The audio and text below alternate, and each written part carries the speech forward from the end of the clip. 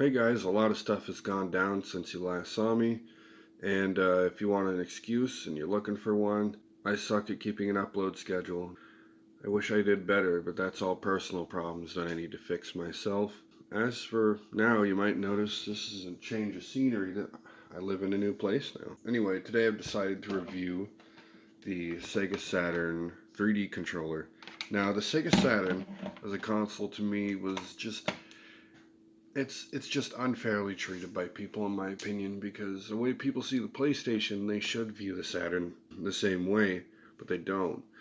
So the Sega Saturn, I want to say it was technically superior to the PlayStation 1. Not like, it had better games or a better library or anything like that. At a technical standpoint, it was actually a superior console to the PlayStation 1. It didn't gain the same popularity because Sega made some mistakes. For instance, releasing the 32X and then releasing the Saturn right after. The 32X was supposed to beef up the Genesis, make it 32-bit, and the Saturn was a 32-bit disc-based system, and on top of Sega's CD and the Sega 32X. Sega fans didn't really know what was the better option. I just got a 32X, I got a Sega CD, should I get a Saturn? I don't know. So Sega fans didn't really buy into the Saturn, and that's really unfortunate. If the 32X and the Sega CD never happened, I think the Sega Saturn could have been really successful. I could make a whole video about all that, and I just ranted on for way too long. Point is, I love the Saturn, and I think we could have had Final Fantasy VII on the Saturn instead, and I really want to see that. Somebody should really make that. Now, for controller review videos, a lot of people have backdrops. I mean, I tried to have one for a while. I don't think it's really necessary. However, it is the middle of October, so I guess I better give you something. Here's this, look, spooky cookie house. That's cool. What is that? Wilton.com/gingerbread. Yeah, enter promo code Suck Me Off Daddy. I'm sure you'll get something from that. Anyway, let's begin. So this is the Sega Saturn 3D controller. I love this controller and I prefer it to the Dreamcast. For now, let's talk about compatibility. So you'll notice that there's a switch down here for using the D-pad or using your circle pad. I want to call it a joystick, but it's so weird. It's not like any other joystick I've ever used before. It's comfortable.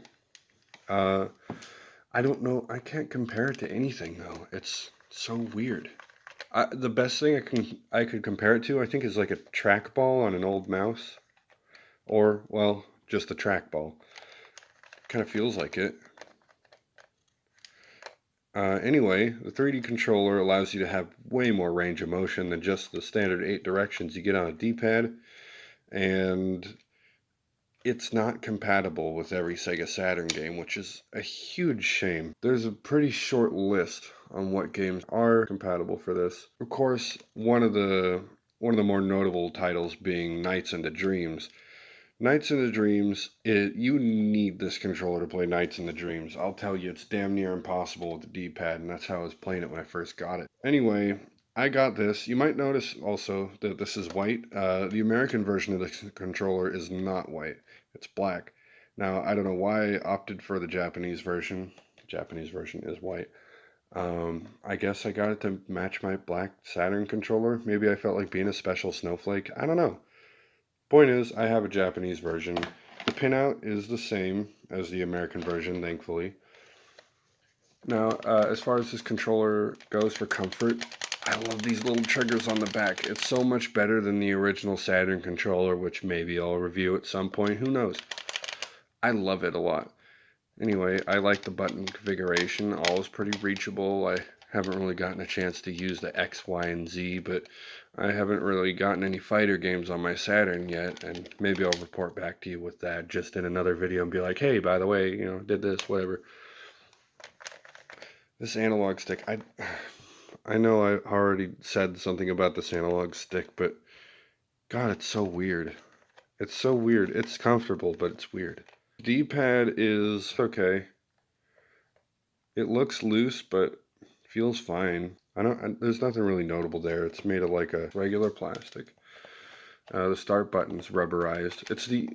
Nothing else is, though. Like, everything else is hard plastic, including the D-pad.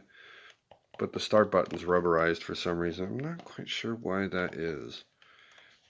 But, like I said, with the R and L button, whatever those buttons are actually called, I'm not sure actually what the buttons are. They're just shoulder buttons. But we'll just call them left and right for convenience. Anyway, L and R, they got these little spring back triggers, which are really nice, especially for a controller of this era. PlayStation didn't have that. I wish we had Final Fantasy VII on the Saturn. I'm just saying, guys, that could have happened. I'm daydreaming.